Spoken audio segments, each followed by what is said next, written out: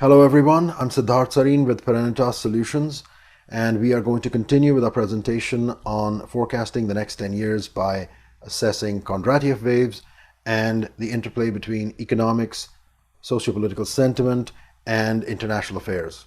I'd like to again thank Real Vision for having me back on. We covered the economics dimension last time, and today we're going to talk about the sociopolitical environment and international affairs. So let us move from the world of high finance and economics to discuss the second dimension in this model, socio-political environment.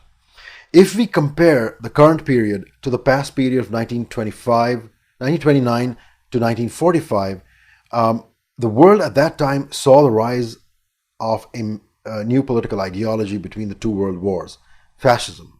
Now, the question is that in spite of all the turmoil in the current period, including the worst financial crisis in the history of mankind, have we seen the rise of a new ism, a new kind of political ideology? And the answer is that doesn't seem apparent.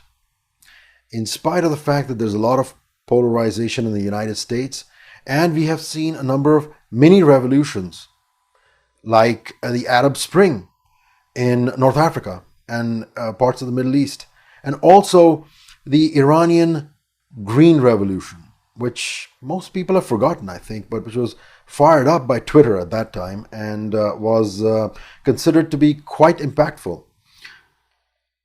However, one thing is for certain, that there is a continuing increase in the amount of discontent all over the world.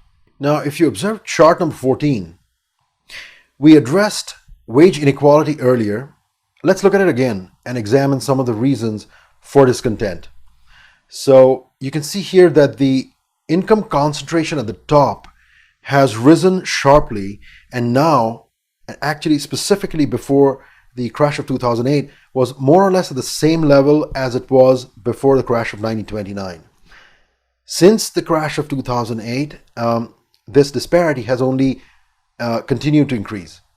And this is a problem that has been identified, it has been articulated, and it has been admired at most top forums like the World Economic Forum and other places by the top policymakers all over the world. Yet no real big concerted effort has been made to come up with a solution.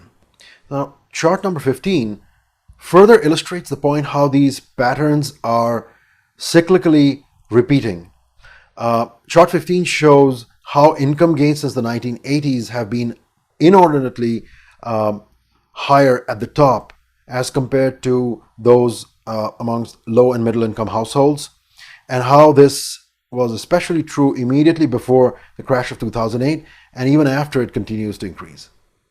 So now if you look at chart number 16, chart 16 shows a certain inevitability.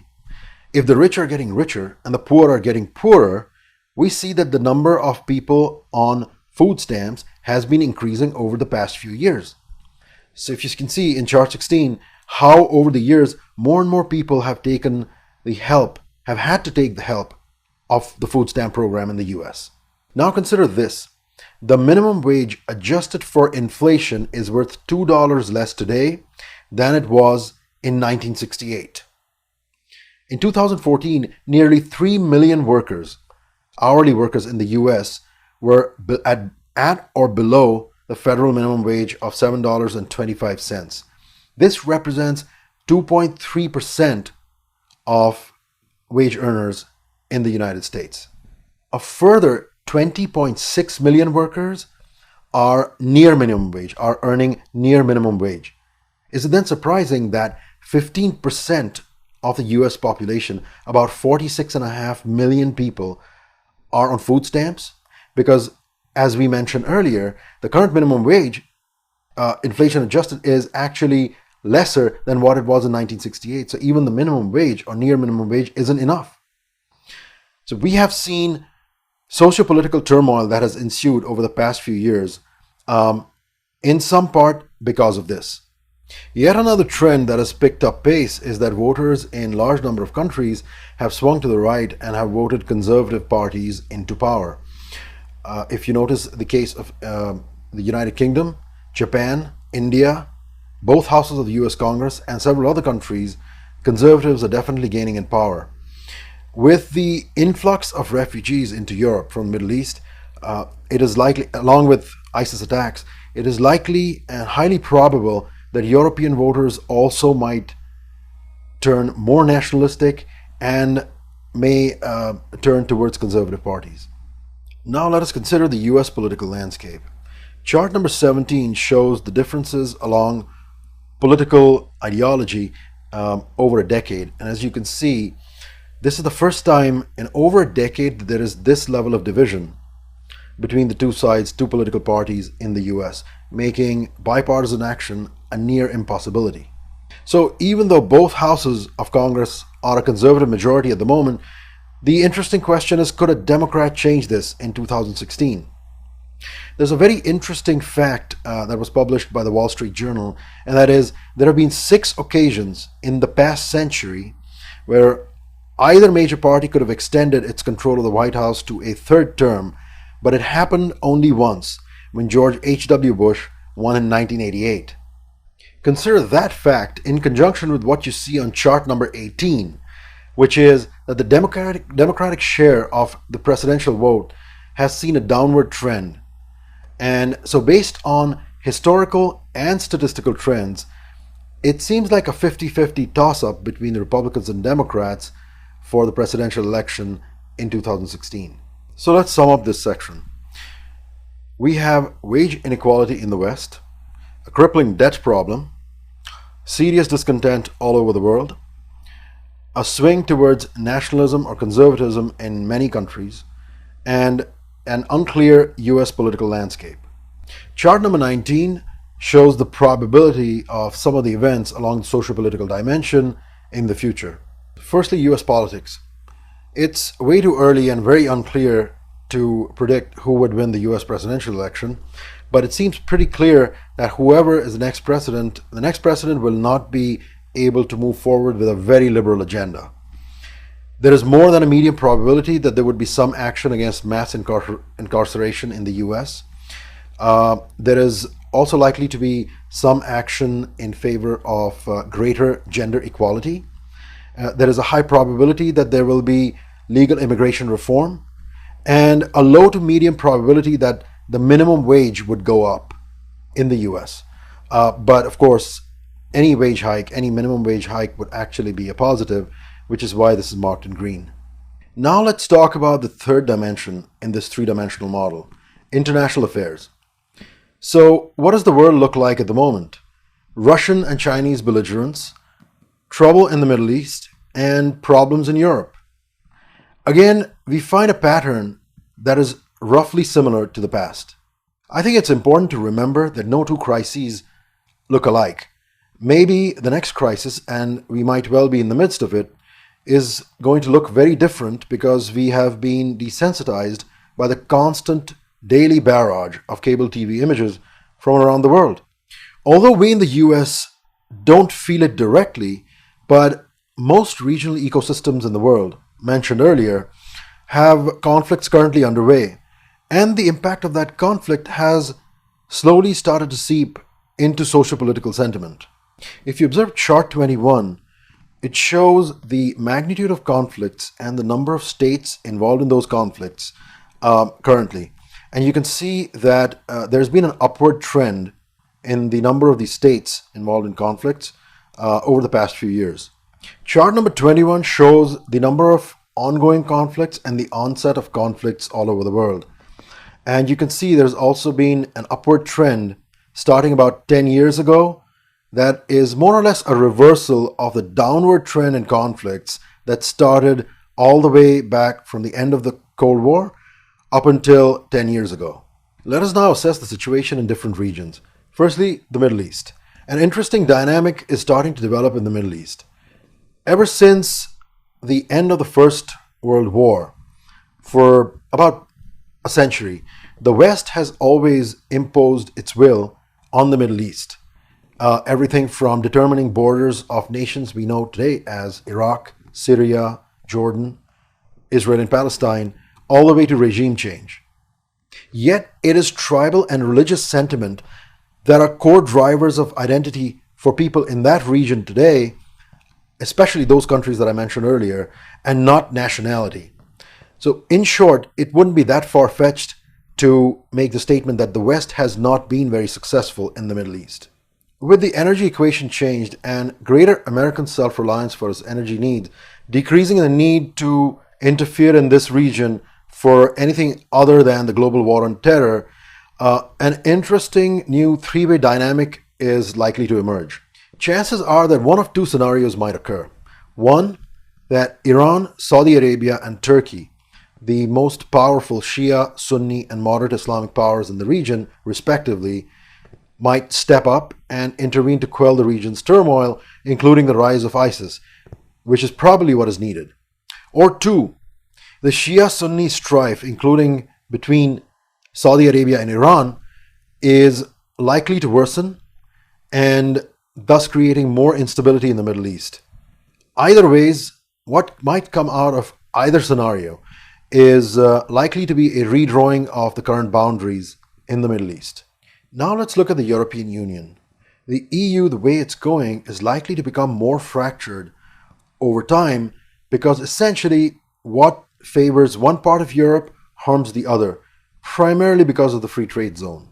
For example, Germany wants to save the free trade zone because its economy is heavily export dependent, but it doesn't want to absorb Europe's bad debts. So unless there is greater financial integration within the EU, a la a United States of Europe, this fragmentation is very likely to continue. Given the rise of populism in Europe and anti-EU sentiment, there are fears that mainstream politicians might start veering towards separatism, as there seems to be no real energy to build European institutions.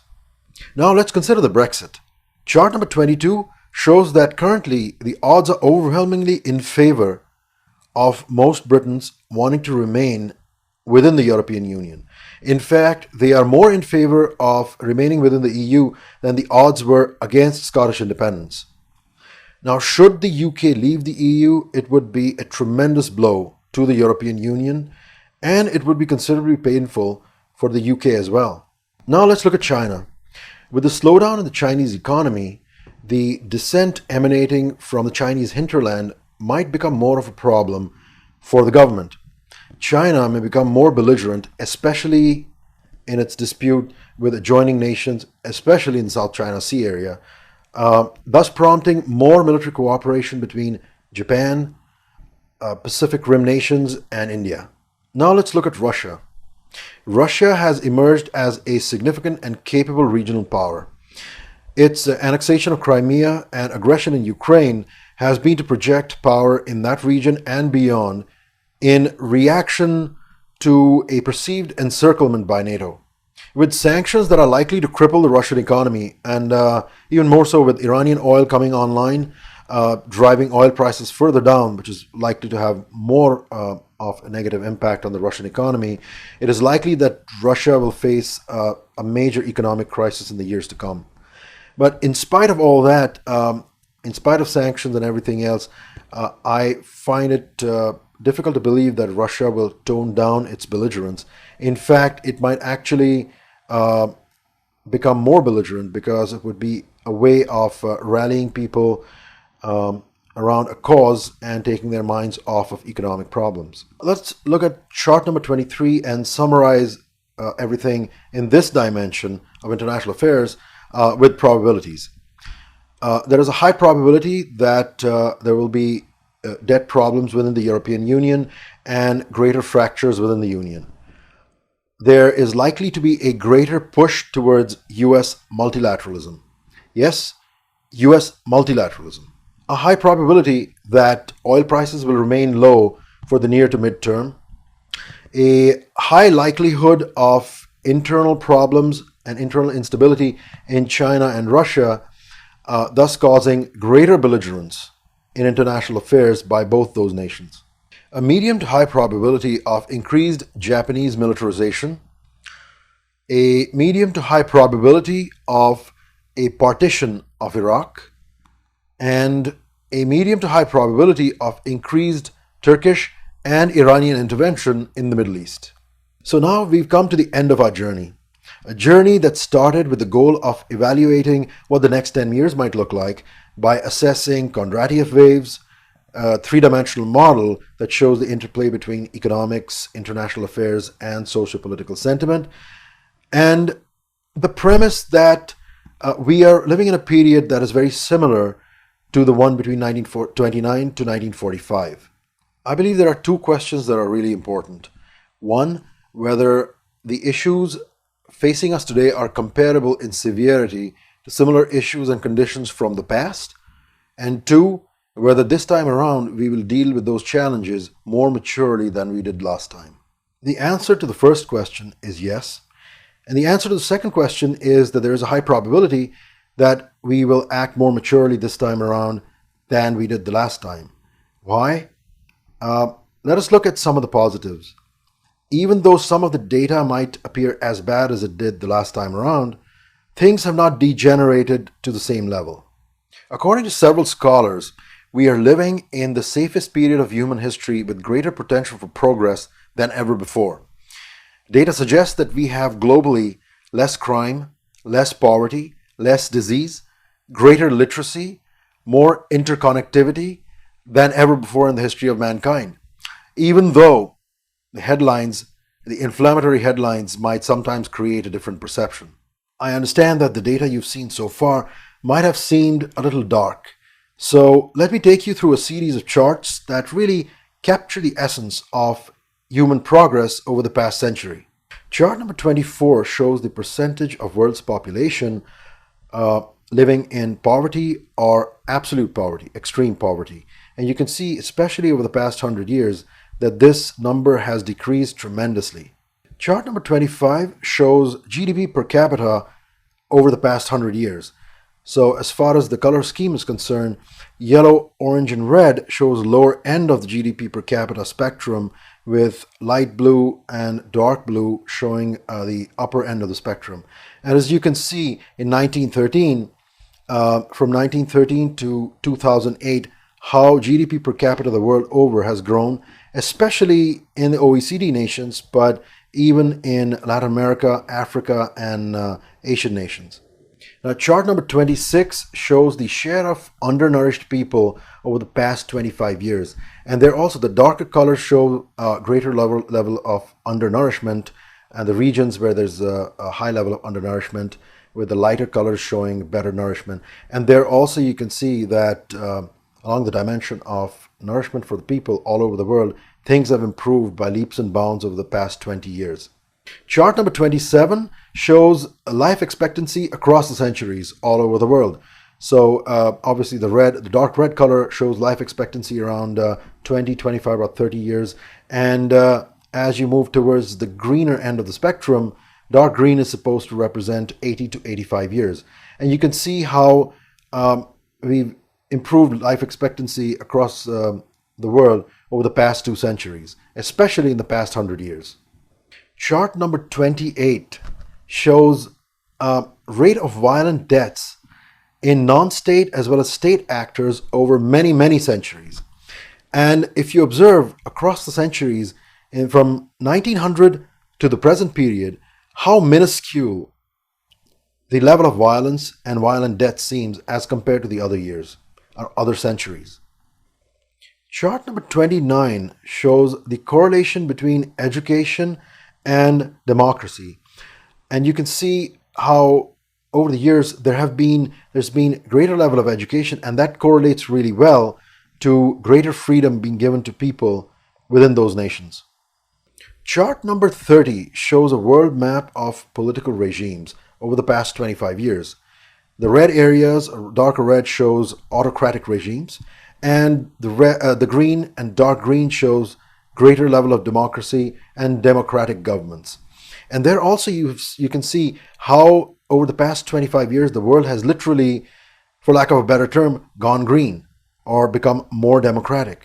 In addition, we also have international institutions like the UN, the World Bank, and IMF with a proven record of success, ready to intervene in case of any disruptions, something we did not have in the period from 1929 to 1945. So how do we assess the two?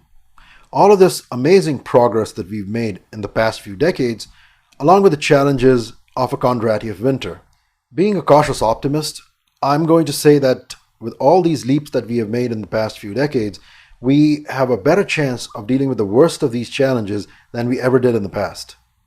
So, to put it another way, we have this time around more capability than at any other time to not entirely avoid the Kondraty winter, but at least to make it less chilly as we prepare to move into the spring. So, folks, that's it from me. I hope you enjoyed my presentation, and I hope it made you think. Once again, thank you for watching, and a big thank you to everyone at Real Vision. Of course, if you have any questions for me, please feel free to reach me via the guys at Real Vision. Goodbye and good luck.